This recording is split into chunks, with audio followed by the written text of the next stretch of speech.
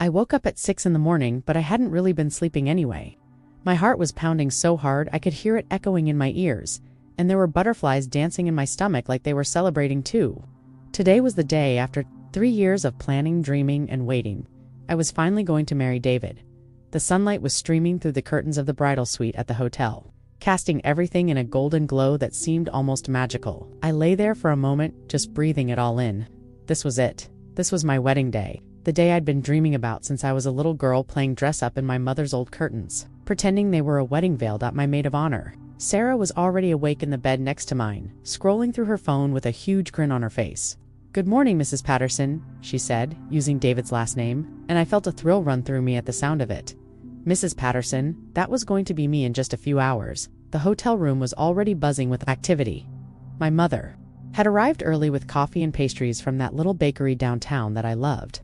My sister Emma was setting up a playlist of all my favorite songs. My cousin Lisa was laying out all the jewelry and accessories we'd chosen so carefully over the past few months. Everything was perfect, exactly as I'd imagined it would be. I took a long, hot shower, letting the warm water wash away any lingering nerves. Today was going to be perfect. I could feel it in my bones. As I stood under the stream of water, I thought about David and how his eyes had looked when he'd proposed to me on the beach last summer. The way he'd gotten down on one knee in the sand, his voice shaking as he asked me to be his wife forever. When I got out of the shower, my hairstylist was already setting up her equipment. Maria had done my hair for prom, for graduation, for every important event in my life since high school. She knew exactly what I wanted. Soft, romantic curls pinned up elegantly with a few tendrils framing my face. As she worked, she told me stories about other brides she'd worked with, but none of them seemed as happy as I felt right now. My makeup artist, Jennifer, arrived right on schedule at 8:30. She'd done my trial run 3 times to get everything absolutely perfect. Natural glowing skin with just enough glamour to look stunning in photographs. We'd chosen a soft, smoky eye with winged eyeliner and long, dramatic lashes.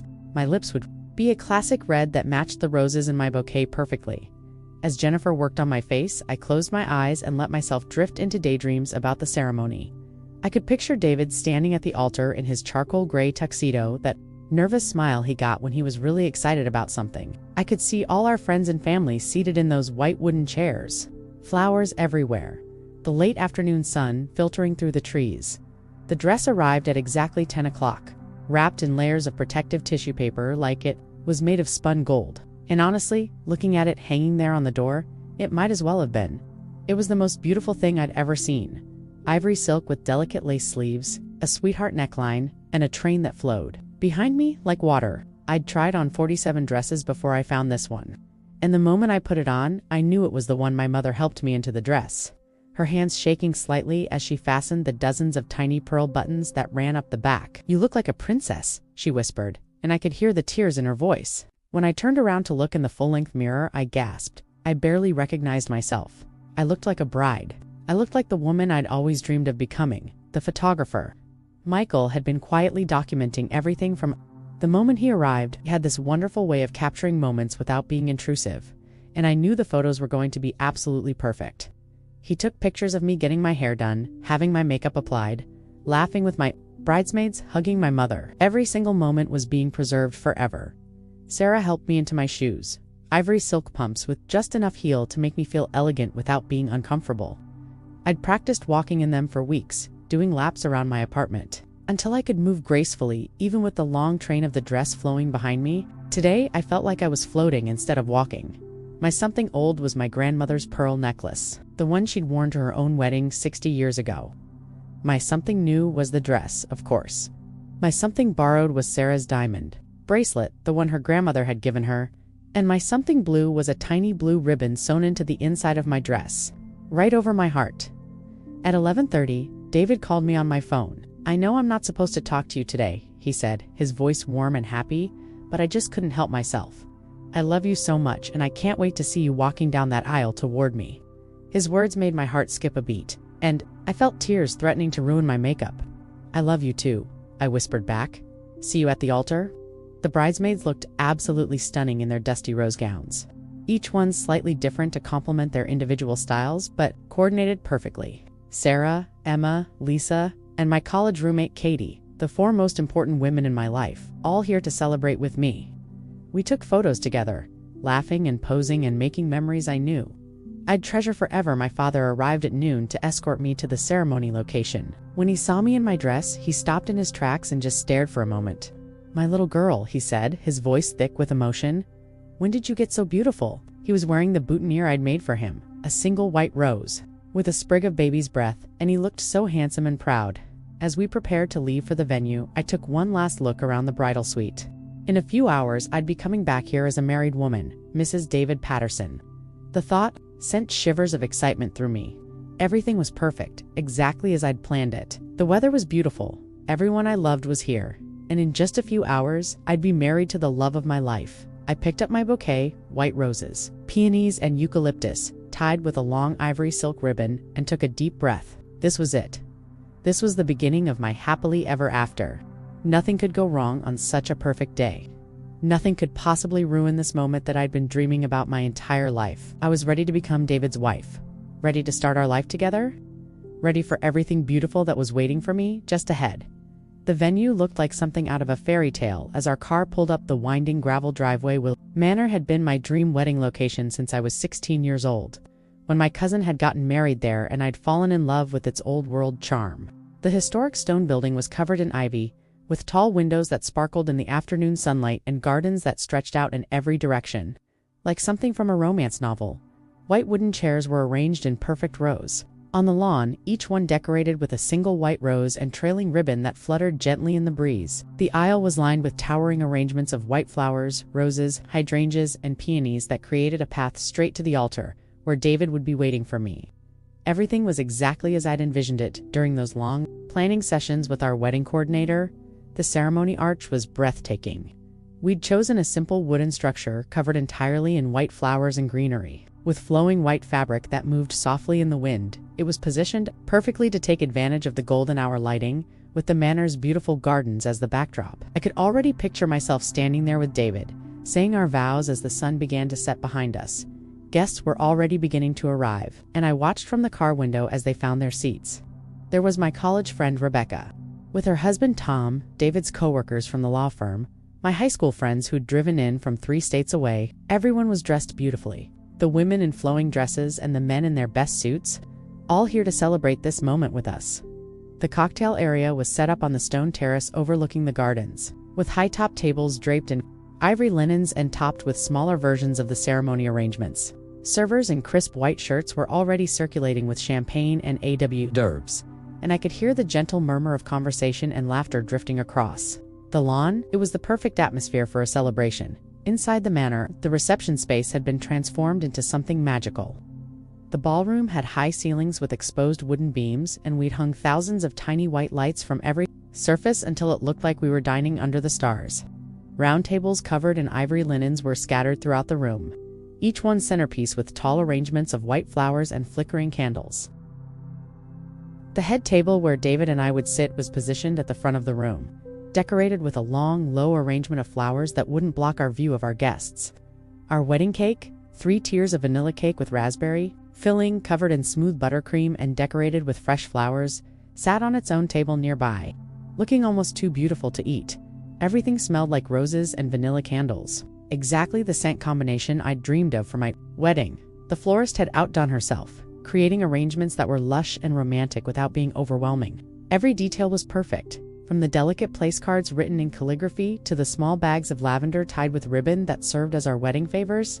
My wedding coordinator, Patricia, appeared at the car door with her clipboard and her ever-present smile. She'd been planning weddings for 20 years and nothing ever seemed to rattle her.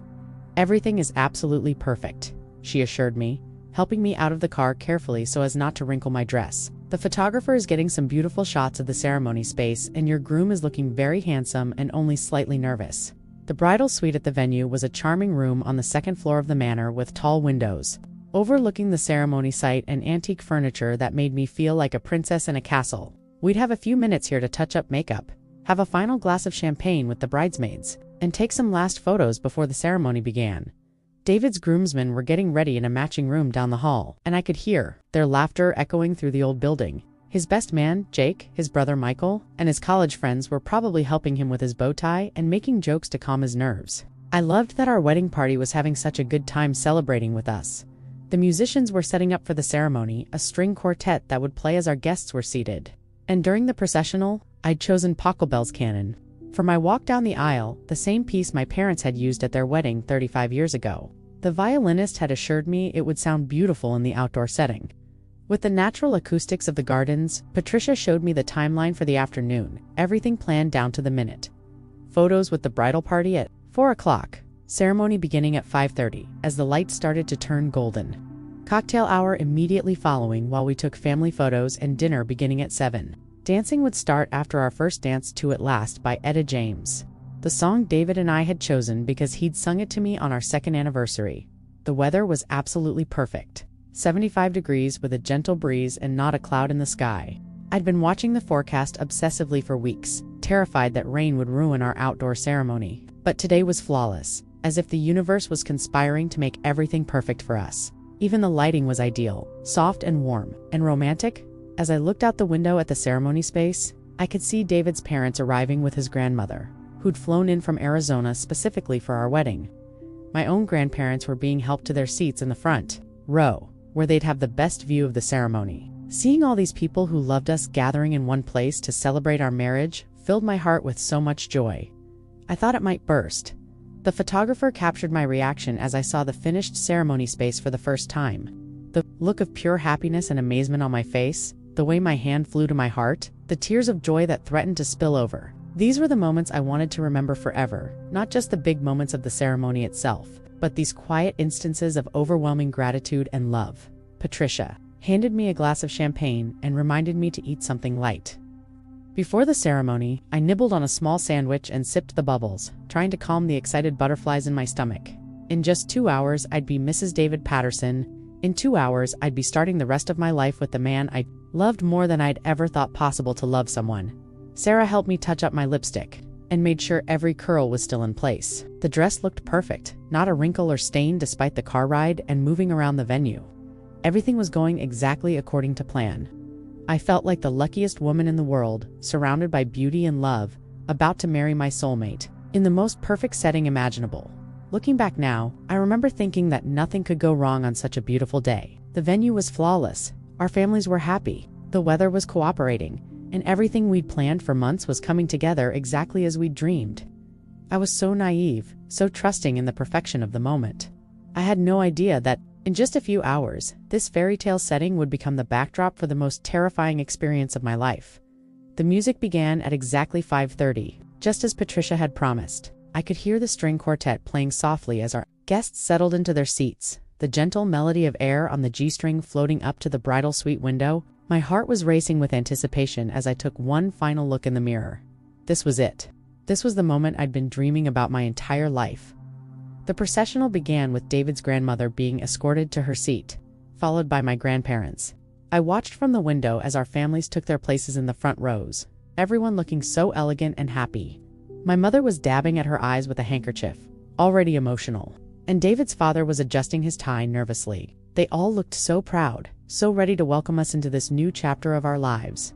The bridesmaids began their walk down the aisle, each one more beautiful than the last. Sarah led the way in her dusty rose gown, carrying a smaller version of my bouquet and smiling radiantly. Emma followed, then Lisa, then Katie, each one walking slowly and gracefully just as we practiced at the rehearsal the night before. They looked like angels floating down that flower-lined aisle. Then it was time for me to make my entrance. Patricia gave me one last encouraging smile and straightened my train behind me. My father appeared at my side, looking handsome and distinguished, in his black tuxedo, offering me his arm with a proud smile that made my heart swell. "Ready, sweetheart?" he asked, and I nodded, not trusting myself to speak without crying and ruining my makeup. The doors to the ceremony space opened, and suddenly I could see everything spread out before me like a dream come to life. All those faces turned toward me, expressions of love and joy and anticipation, the flower-lined aisle stretching ahead of me like a path to my future. And there, at the end of it all, stood David. He looked absolutely magnificent in his charcoal gray tuxedo, his dark hair perfectly styled, his blue eyes bright with emotion as they met mine across the distance between us. For a moment, the world seemed to stop spinning. There was only him, only us, only this perfect moment suspended in time. He was smiling, that smile that had made me fall in love with him in the first place, the one that made his whole face light up. The opening notes of Pachelbel's canon began to play, and my father and I started our walk down the aisle. Every step felt like floating. The soft grass beneath my feet, the gentle breeze stirring my veil, the faces of everyone we loved, watching us with such happiness. I could see David's college roommate wiping tears from his eyes, my old boss from my first job beaming at me, cousins I hadn't seen in years who'd traveled hundreds of miles to be here. Halfway down the aisle, I caught David's eye again, and he mouthed, "I love you," to me. The words hit me like a physical force, and I felt tears of pure joy threatening to spill over. I mouthed it back to him, and his smile grew even wider. This was our moment, our beginning, the start of everything we'd dreamed about together. My father squeezed my arm gently as we reached the altar, and I could see him fighting back his own tears. When the officiant asked who was giving me away, his voice was thick with emotion as he said, "Her mother and I do, with love and blessing." He kissed my cheek softly, whispered, "Be happy, sweetheart," and placed my hand in David's before taking his seat beside my mother. David's hands were warm and steady as they took mine, and I could feel the slight tremor of nervous excitement running through his fingers. We'd written our own vows, spending weeks crafting the perfect words to express how we felt about each other and our future together. Looking into his eyes now, I forgot every single word I'd planned to say. All I could think about was how much I loved this man, and how perfect this moment was. The officiant began the ceremony with words about love and commitment, about two people choosing to build a life together through joy and sorrow, good times and bad. His voice carried clearly across the silent gathering, every word seeming to hang in the golden afternoon air. Our guests were completely still, caught up in the magic of the moment, just as we were. When it came time for the vows, David went first. His voice was steady and clear as he spoke about the day we met, about falling in love with my laugh before he ever saw my face, about knowing from our third date that he wanted to spend the rest of his life making me happy. "I promise to be your partner, your protector, your biggest supporter, and your safe place to land," he said, and I felt tears sliding down my cheeks despite my best efforts to keep my makeup intact. My own vows felt inadequate compared to his eloquence, but I spoke from my heart about how he'd changed my life, how he'd made me braver and kinder and more myself than I'd ever been before. "I promise to choose you every day, in every season, through whatever life brings us," I said, my voice breaking slightly with emotion. "You are my best friend, my greatest love, and my perfect match." The ring exchange felt surreal, like I was watching someone else's life unfold before me. David's hands were perfectly steady as he slipped the platinum band onto my finger, right above my engagement ring where it fit like it had always belonged there. When I placed his ring on his finger, I noticed his hands were shaking just the tiniest bit, and it made me love him even more. The officiant spoke about marriage being a choice made every day, about love being both a feeling and an action, about building a life together that honored both individuals while creating something greater than the sum of its parts. Every word resonated deeply with me, and I could see David nodding slightly, absorbing every piece of wisdom being offered to us. "When the moment came for you, may kiss the bride." David's hands cupped my face so gently, and he looked into my eyes for just a heartbeat before his lips met mine. It was soft and tender and perfect, and I could hear our guests erupting in applause and cheers behind us. We were married. We were actually married. Mrs. David Patterson. The dream had become reality. We turned to face our family and friends as husband and wife, and their faces were radiant with joy and love. My mother was crying openly now.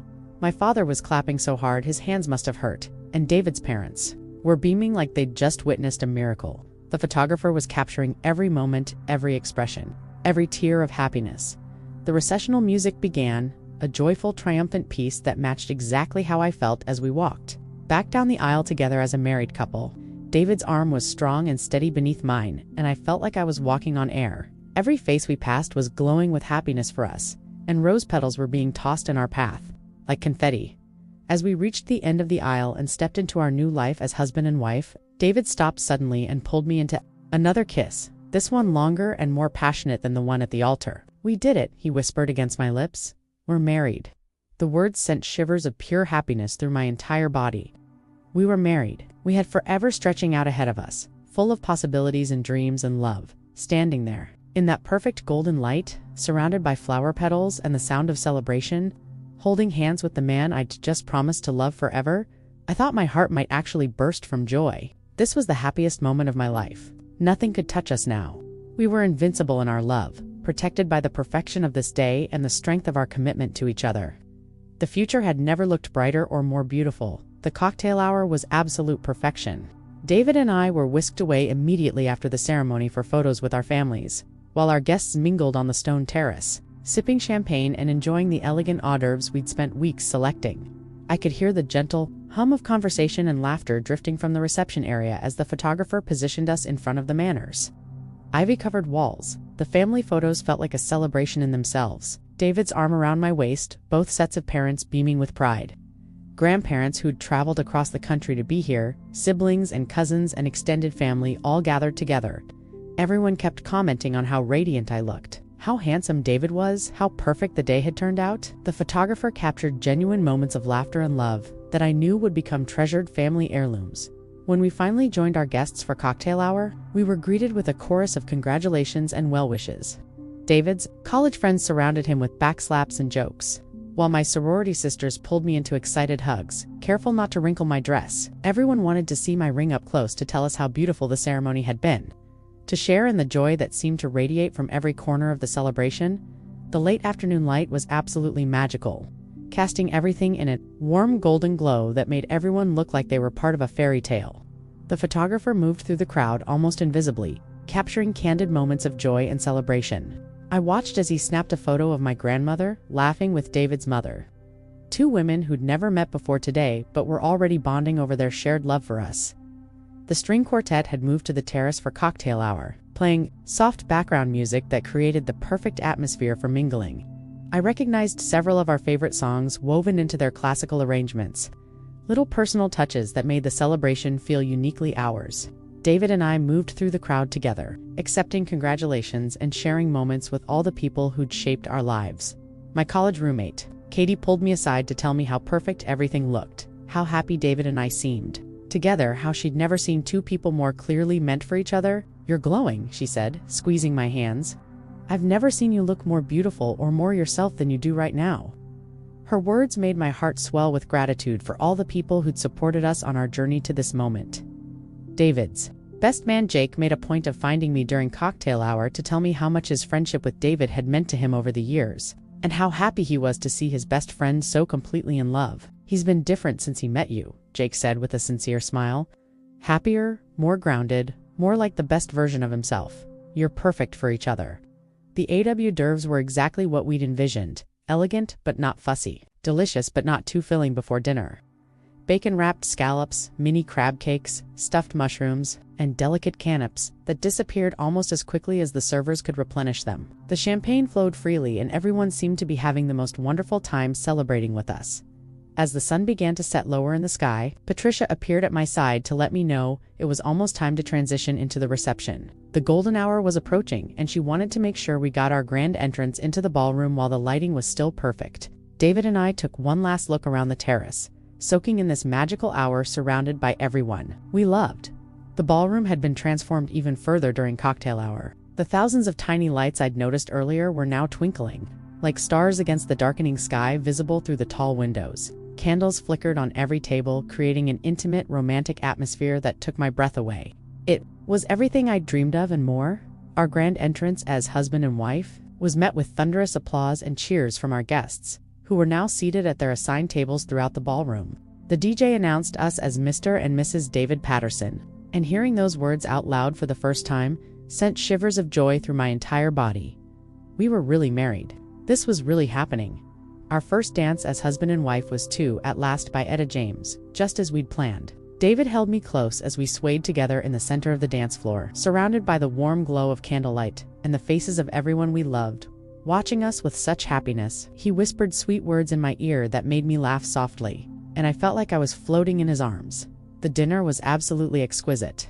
We'd chosen a menu that reflected both our personalities, elegant but approachable, with options that would please everyone from my vegetarian college friends to David's Matan Potatoes grandfather. The servers moved efficiently between tables, ensuring everyone was well taken care of, while David and I tried our best to eat between accepting congratulations and posing for photos. The toasts began after the main course, and I felt my heart swell with love and gratitude as our closest friends and family members stood to share their thoughts about us and our relationship. My father spoke about watching me grow up and knowing that David was the right man for me from the moment he met him. David's mother talked about how I'd brought out the best in her son and become like a daughter to her.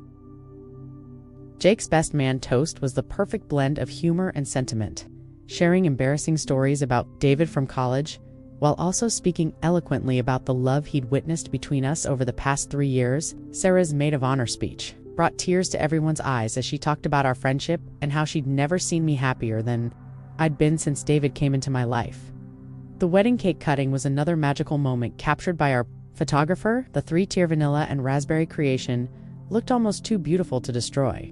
But David and I laughed as we carefully cut the first slice together, his hand covering mine on the knife handle. We fed each other small bites with the utmost care, both of us determined not to smash cake in the other's face despite the encouragement from our guests. As the evening progressed into dancing, the energy in the room was absolutely electric. The dance floor filled with guests of all ages, from David's 4-year-old niece twirling in her flower girl dress to my 80-year-old grandfather, surprising everyone with his smooth moves. David and I moved through the crowd, dancing with family members, college friends, and coworkers, sharing this celebration with everyone who'd played a part in bringing us to this moment.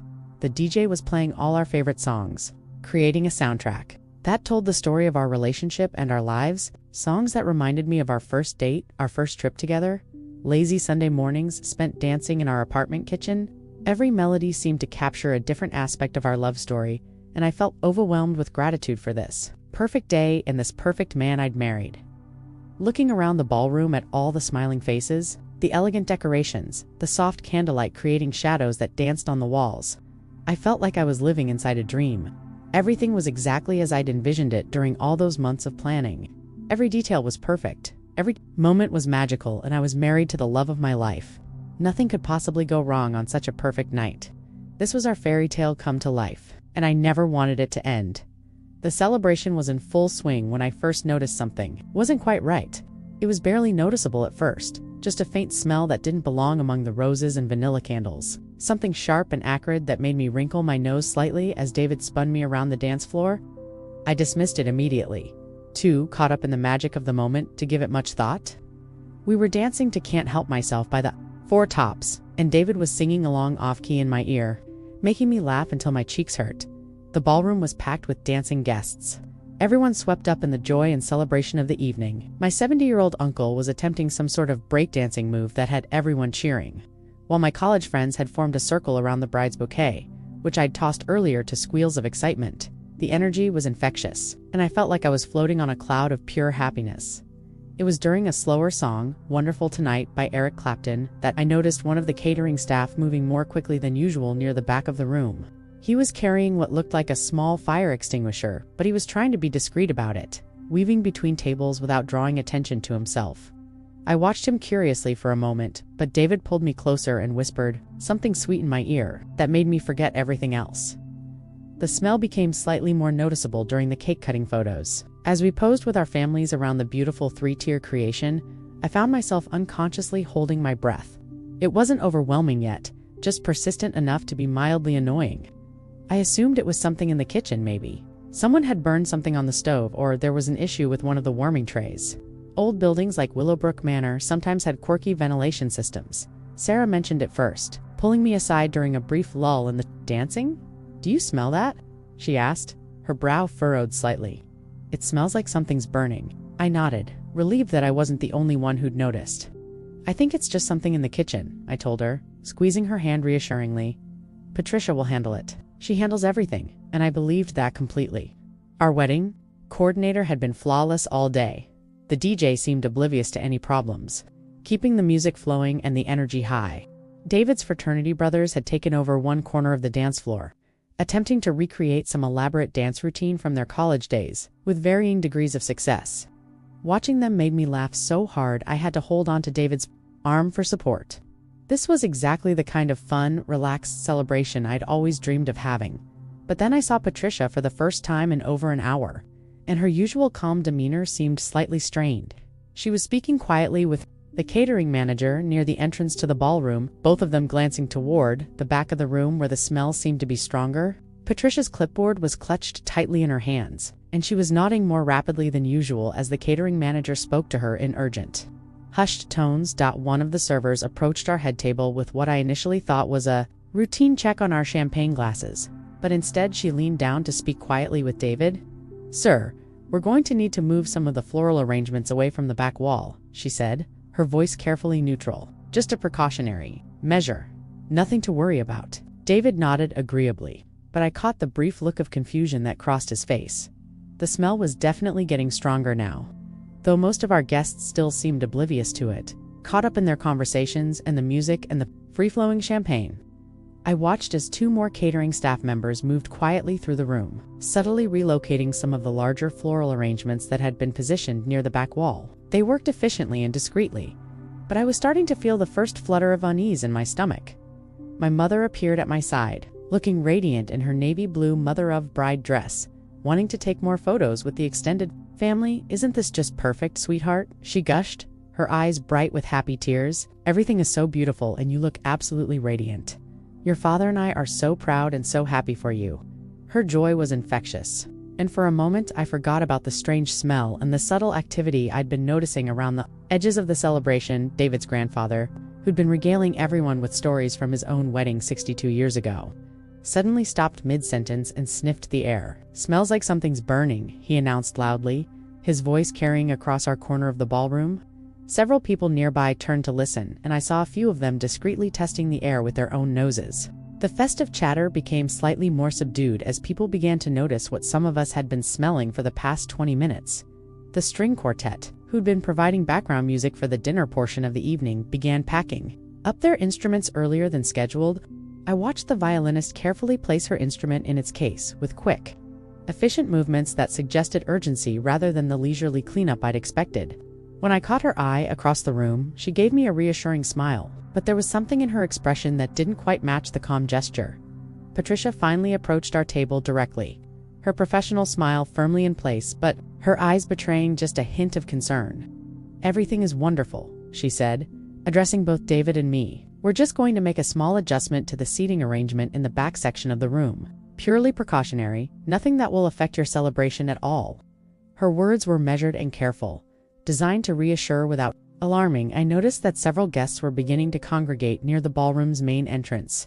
Not in any organized way, but as if people were unconsciously beginning to position themselves closer to the exits. The conversation was still flowing. People were still laughing and celebrating, but there was an undercurrent of awareness beginning to ripple through the crowd. Something wasn't quite right, even if no one wanted to say it out loud. David squeezed my hand under the table and gave me that reassuring smile that had gotten me through countless stressful moments over the past 3 years. "Everything's fine," he said softly, his voice confident and calm. "Patricia's got everything under control. This is our night, and nothing's going to ruin it." I believed him completely. Why wouldn't I? This was our perfect day, our fairy tale wedding, our happily ever after beginning exactly as we'd planned it. The photographer continued moving through the crowd, capturing candid moments of celebration and joy. I watched him take a beautiful shot of my grandmother dancing with David's youngest cousin, both of them laughing with pure delight. These were the moments I wanted to remember forever. The love, the joy, the celebration of family and friendship. Whatever minor kitchen issue was causing that smell would be resolved soon, and we'd continue dancing and celebrating until the very last song. But as I sat there holding my new husband's hand, surrounded by everyone I loved most in the world, watching them celebrate the most important day of my life, I couldn't shake the growing feeling that something was wrong. The smell was definitely stronger now, and I could see more staff members moving with purpose around the edges of the room. Still, I pushed the worry away. This was my wedding day. This was supposed to be perfect, and perfect days didn't have room for anything to go seriously wrong. Looking back now, I realized that was the last moment of pure innocent happiness I would experience that night. The last few minutes when I still believed that love and careful planning and good intentions were enough to protect us from disaster. In just a few more minutes, our fairy tale would become a nightmare, and I would learn exactly what my new husband was made of when faced with real danger. The first flame appeared like a tiny orange flower blooming against the back wall of the ballroom, barely visible behind one of the large floral arrangements that hadn't been moved yet.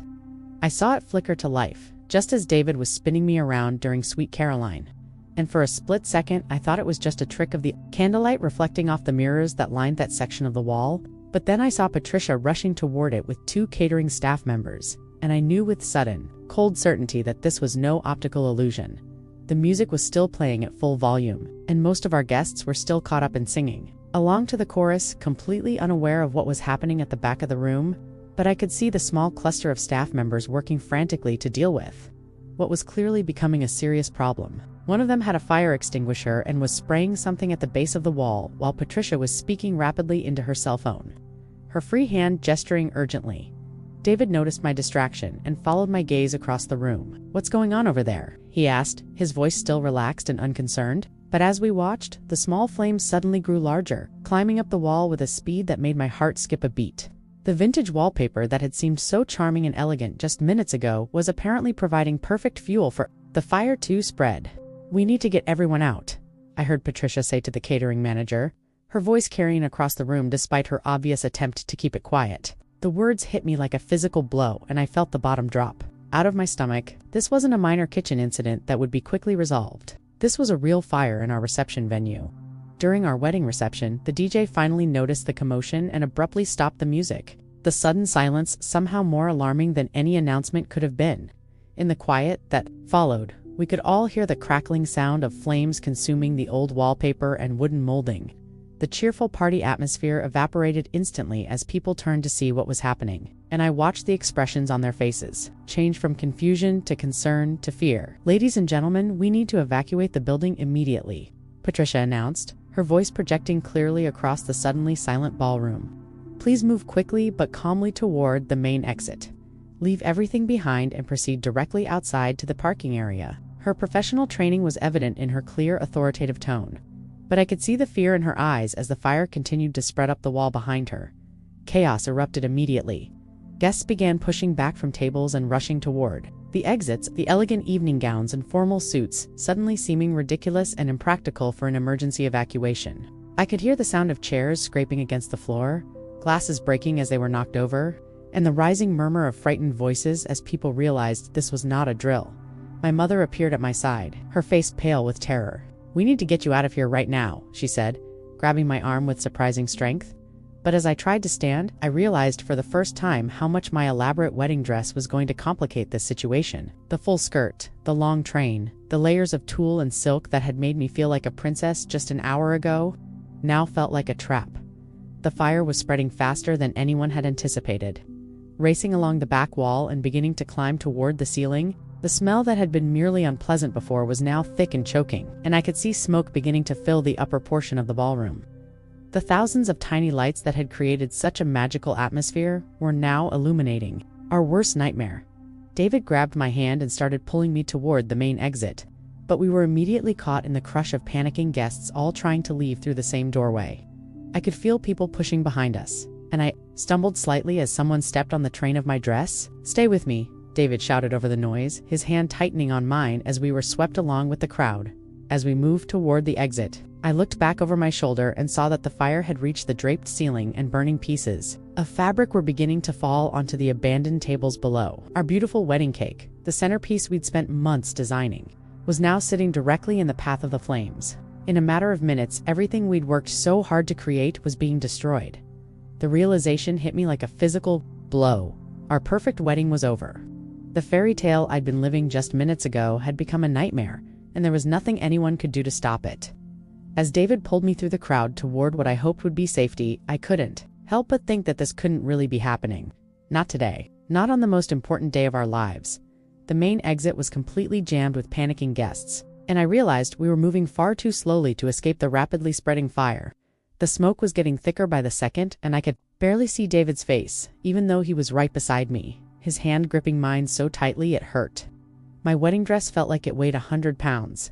The long train tangling around my legs with every step, and I could hear the sound of expensive fabric ripping as people stepped on it in their desperation to get out. "This way," David shouted, suddenly pulling me away from the main crowd and toward a side exit I hadn't even noticed before. But as we reached the door, we discovered it was locked, and David was frantically rattling the handle while the smoke grew thicker. Around us, I could hear other people behind us trying the same door, their voices rising in panic as they realized we were trapped.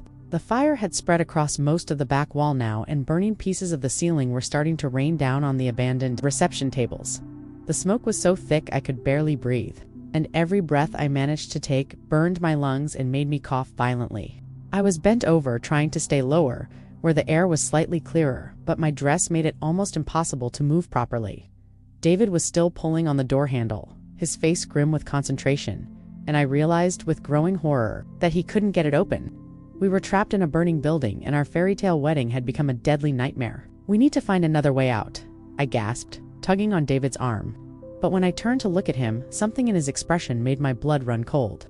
There was fear in his eyes, yes, but there was something else too, something that looked almost like calculation. He was looking toward the main exit, then back at me, then toward the exit again. And I could see him making some kind of decision that I wasn't part of. The sound of sirens was getting louder outside, but they seemed impossibly far away. I could hear people screaming and shouting from other parts of the building, and the crackling of the fire was growing louder every second. A piece of burning fabric fell from the ceiling and landed just a few feet away from us, and I realized we were running out of time. We needed to get out of there immediately, or we weren't going to get out at all. "David, come on," I screamed, but when I looked around, he was no longer beside me. I could see him through the smoke, moving back toward the main exit, leaving me standing there alone by the locked door. "David." I called after him, my voice breaking with panic and disbelief, but he didn't turn around, didn't even pause. He just kept moving away from me, toward the crowd, toward safety, toward the exit. That would save him. I stood there for what felt like an eternity, but was probably only a few seconds, unable to process what I was seeing. My husband, my brand new husband who had just promised to love and protect me forever, was abandoning me in a burning building. He was saving himself and leaving me to die. The man who had held me so tenderly during our first dance, who had whispered sweet promises in my ear just an hour ago, was running away while I stood trapped and alone in a room that was quickly filling with deadly smoke. The reality of my situation hit me like a physical blow, and I realized I was completely on my own. David was gone, disappeared into the crowd of panicking guests, and I was alone in a wedding dress that was turning into my funeral shroud. The smoke was so thick now I could barely see my own hands. My lungs felt like they were on fire, and I knew with terrible certainty that I was going to die here. In this beautiful ballroom where I had just experienced the happiest moments of my life, the smoke was so thick now that I couldn't see more than a few inches in front of my face, and every breath felt like swallowing razor blades. I was completely disoriented, unsure which direction led to safety and which led deeper into the inferno that our reception venue had become. My beautiful wedding dress, which had made me feel like a princess just an hour ago, was now soaked with sweat and smoke, the heavy fabric clinging to my legs and making every movement a struggle against suffocation and exhaustion. I called David's name over and over, my voice growing hoarser with each desperate shout. But there was no response except the terrifying sound of flames consuming everything we had worked so hard to create. The realization that he had truly abandoned me was almost more devastating than the fire itself. This was the man who had promised just hours ago to stand by me through whatever life brought us, who had looked into my eyes and vowed to be my protector, my safe place to land. My legs were shaking so badly I could barely stand, and I sank to my knees on the ballroom floor, trying to find cleaner air closer to the ground. The marble that had seemed so elegant during our reception was now my lifeline, slightly cooler against my palms as I crawled blindly toward what I hoped was an exit. My wedding veil had long since been torn away by the chaos, and my carefully styled hair was falling around my face in tangles. But vanity was the last thing on my mind as I fought for each breath. The sound of the fire was everywhere now, crackling, roaring, consuming everything in its path with a hunger that seemed almost alive. I could hear the groaning of structural supports beginning to weaken, and pieces of burning debris were falling around me like deadly snow. My hands were scraped and bleeding from crawling across the debris-covered floor, and my wedding dress was torn and blackened, but I kept moving because stopping meant dying. Through the chaos and terror, I became aware of voices somewhere in the smoke, not the panicked screams I'd been hearing, but purposeful, determined voices calling out instructions to each other. "Over here," someone shouted. I think I heard someone. My heart leaped with desperate hope as I realized that someone was still in the building, still looking for survivors, still refusing to give up on people like me who had been left behind. "Help!" I screamed with what little voice I had left, hoping against hope that whoever was out there would hear me over the roar of the flames. "Please, I'm here. I can't get out." My words dissolved into another fit of coughing that left me gasping and weak, but I kept calling out, using every ounce of strength I had left to make myself heard by these mysterious angels who hadn't abandoned me like my husband had. The voices were getting closer, and I could see the beam of a flashlight, Cutting through the smoke somewhere to my left, "Keep calling," a man's voice shouted. "We're going to find you." There was something so solid and reassuring about that voice, such a stark contrast to the fear and abandonment I'd been drowning in, that I felt tears of gratitude mixing with the soot and smoke on my face. I had no idea who these people were, whether they were firefighters, hotel staff, or just good Samaritans who had refused to leave when they realized people might still be trapped inside. But in that moment, they represented everything David should have been and wasn't. They were strangers who were risking their own lives to save mine, while my own husband had run away to save himself without a backward glance. There. The voice was closer now, and suddenly I could see a figure moving through the smoke toward me, low to the ground like I was, a wet cloth covering his nose and mouth. Behind him, I could make out at least 2 other people, all of them crawling toward me with the kind of determination that told me they weren't giving up until they got me out of there. The man in front reached me first, and even through the smoke and chaos, I could see the relief in his eyes when he realized I was still conscious. "We're going to get you out of here," he said, his voice muffled by the cloth but strong and reassuring. "My name is Marcus, and these are my friends Jake and Sarah. Not your Sarah, a different one. We saw you get separated from the crowd, and we came back for you." The simple fact that complete strangers had noticed my predicament and risked their own lives to help me was so overwhelming that I started crying. Though whether from relief, gratitude, or the lingering shock of David's abandonment, I couldn't tell. Marcus was already assessing the situation, his hands checking me for injuries with the practiced efficiency of someone who knew what he was doing. "Are you hurt? Can you move your legs?" When I nodded, he immediately began working on my dress, and I realized he had a knife. "I'm sorry about your wedding dress," he said as he started cutting away the layers of tulle and silk that had become my prison, "but this is going to save your life." The other 2 had positioned themselves as lookouts, watching for falling debris and monitoring the fire's progression while Marcus worked. "We need to move fast," the woman called Sarah shouted. Over the noise, her words sent a fresh wave of terror through me, but Marcus's calm presence kept me focused on what I needed to do to survive. With most of my dress cut away, I could finally move properly, and Marcus helped me to my feet. "We're going to move together," he explained, wrapping a wet cloth around my nose and mouth. "Stay low. Hold on to my belt and don't let go no matter what happens. Jake's going to be behind you, and Sarah's leading us to an exit she found earlier." The plan was simple and clear, and for the first time since David had abandoned me, I felt like I might actually survive this nightmare. Moving through the smoke-filled ballroom was like navigating hell itself. The heat was intense, and I could feel it searing my exposed skin, but these 3 strangers formed a protective cocoon around me, guiding me over debris, around fallen beams, and away from the worst of the flames. When I stumbled, Jake was immediately there to steady me. When falling debris threatened us, Sarah called out warnings that kept us safe. Almost there, Marcus called back to me as we approached what looked like a service entrance I hadn't known existed, but the door was partially blocked by a fallen beam, and it took all 4 of us working together to move it enough to create an opening we could squeeze through. My hands were bleeding from the effort, my lungs felt like they were full of acid, and every muscle in my body was screaming in protest. But the promise of fresh air on the other side gave me strength I didn't know I had.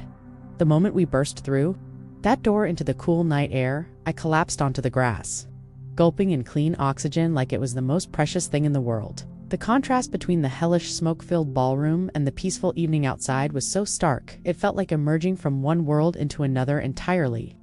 These 3 incredible people had literally carried me from death back into life, and I knew I would never be able to adequately thank them for what they had done. The paramedics wrapped me in blankets and put an oxygen mask over my face. But even as they worked on treating my smoke inhalation and minor burns, my eyes were scanning the crowd of evacuated guests. Looking for David, I could see our families huddled together near the ambulances. My mother crying while my father held her, David's parents, looking shell-shocked as they watched our dream venue burn in the distance. But where was my husband? Where was the man who had promised just hours ago to protect me through anything life might bring? I spotted him finally, standing with a group of his groomsmen near the parking area, apparently unharmed, and engaged in what looked like casual conversation. He wasn't frantically asking paramedics about me, wasn't pacing with worry, wasn't even looking toward the building where he had left me to die. He was just standing there, talking and gesturing with his hands like this was any other social gathering, like his wife hadn't just nearly died in a fire that he had run away from.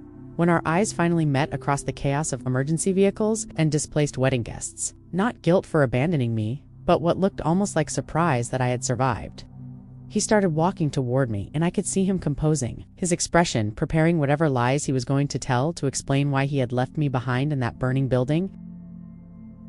"Oh my God, honey, I was so worried about you," he said as he reached the ambulance where I was being treated.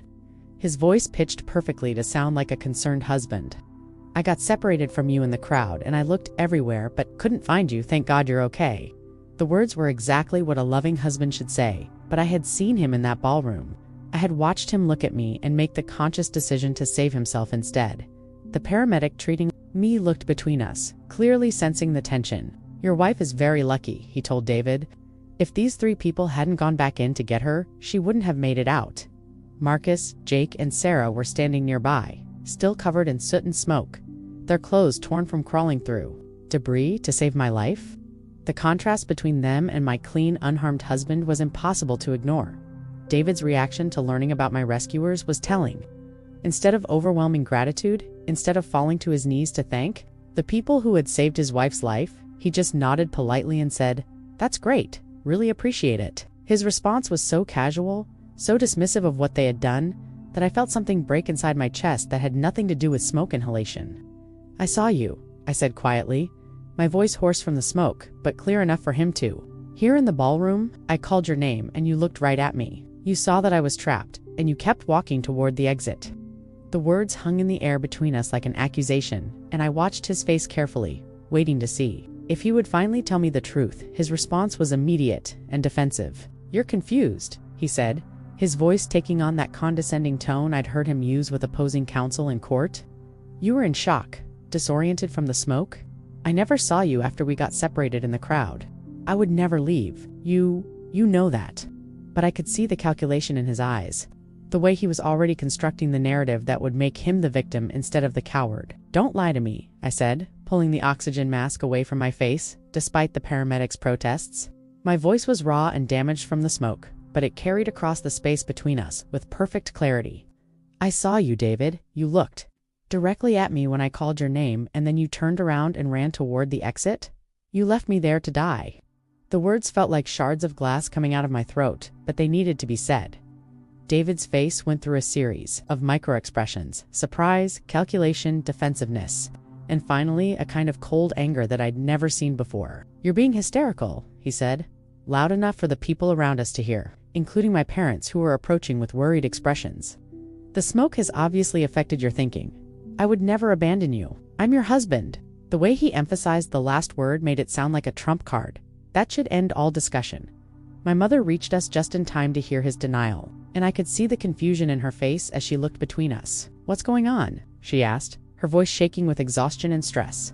"David, we were so worried when we couldn't find either of you. Thank God you're both safe." The innocent relief in her voice made what I had to say next even more devastating. "He left me," I said, looking directly at my mother, needing her to understand what had really happened in that ballroom. When the fire started spreading and everyone was trying to get out, David saw that I was trapped and he abandoned me. These strangers had to come back into a burning building to save my life because my own husband ran away to save himself. The silence that followed my words was deafening, broken only by the distant sounds of firefighters still working to contain the blaze that had destroyed our reception venue. I could see my father's face hardening as he processed what I'd said. While my mother looked like she was trying to solve a puzzle that didn't make sense, David's parents had arrived during my explanation, and the shock on their faces was unmistakable. "That's not what happened," David said, but his voice had lost some of its earlier confidence. "She's confused, traumatized. She doesn't know what she's saying." He turned to the paramedic who had been treating me, clearly hoping for professional support. "Smoke inhalation can cause confusion, right? Memory problems." But the paramedic just looked at him with barely concealed disgust and continued checking my vitals. Marcus stepped forward then, still covered in soot from rescuing me, and his voice cut through David's excuses like a blade. "I saw what happened too," he said quietly. "When we went back in to look for anyone who might be trapped, we saw you in the ballroom. You were standing by the locked side exit calling for help, and there was a man in a tuxedo who looked at you and then kept moving toward the main exit. If that was your husband, then she's telling the truth." The confirmation from my rescuer hit David like a physical blow, and I watched him realize that his lies weren't going to work. His expression shifted again, this time to something uglier: resentment. Like I was the one who had done something wrong by surviving to tell the story. "But I thought you were right behind me. I thought you were following me to the exit. You looked back, I said, my voice getting stronger as the truth finally came out. You looked directly at me, saw that I was trapped by that locked door, and you made a choice. You chose to save yourself instead of helping your wife. The words hung in the air like a death sentence for our marriage, and I could see in David's face that he knew there was no coming back from this moment. The fairy tale was over, and the real man I had married was finally being revealed. David's mask slipped completely then, and what I saw underneath was something cold and calculating that I'd never noticed before. I panicked. Okay, he said, but there was no remorse in his voice, only irritation at being caught. People do things in emergencies that they wouldn't normally do. I'm not a hero like your new friends here. I'm just a regular person who got scared. Even his apology wasn't really an apology, it was an excuse. A justification for abandoning me when I needed him most. My father stepped between us then, his face dark with anger I'd rarely seen. Get away from my daughter, he said quietly, but his voice carried the kind of authority that made David take an involuntary step backward. You left her to die? You abandoned your wife in a burning building? You're not the man we thought you were, and you're not the man she deserves. The disappointment in his voice was devastating, and I could see David realize that he'd lost not just me, but my entire family. The divorce proceedings 6 months later were surprisingly simple. David tried initially to contest it, to claim that I was being unreasonable, that one moment of panic shouldn't destroy our entire relationship. But when the story became public, 3 witnesses to his cowardice, plus the testimony of the people who had actually saved my life, even his own lawyer advised him to settle quickly and quietly. I kept in touch with Marcus, Jake, and Sarah, the 3 strangers who had risked everything to save someone they'd never met. They became some of my closest friends. Living proof that there are people in the world who will run toward danger to help others, while some people, even those who claim to love you, will run away to save themselves. They taught me what real courage looks like, and what genuine caring means. The physical scars from the fire faded within a year, but the emotional healing took longer. Learning that the person you trusted most in the world would abandon you in your darkest hour changes something fundamental about how you see relationships and people. But it also taught me to recognize real character when I see it, and to value the people who show up when life gets difficult, rather than those who disappear at the first sign of trouble. 2 years later, I met someone new, a firefighter, ironically, who understood exactly what I'd been through that night. When he proposed, he didn't give me a ring and promises about fairy tale endings. Instead, he looked me in the eyes and said, I will never leave you behind. No matter what happens, no matter how scared I get, I will never abandon you. And I believed him, because I'd learned the difference between pretty words and real commitment. I survived the wedding fire, but more than that, I survived the devastating discovery of who my husband really was when tested by crisis. The strangers who pulled me from that burning building didn't just save my life. They restored my faith in human goodness and taught me that real love isn't about perfect moments and fairy tale weddings. It's about showing up when everything falls apart, about choosing to be brave when bravery is needed most, and about never, ever leaving the people you care about to face their darkest moments alone.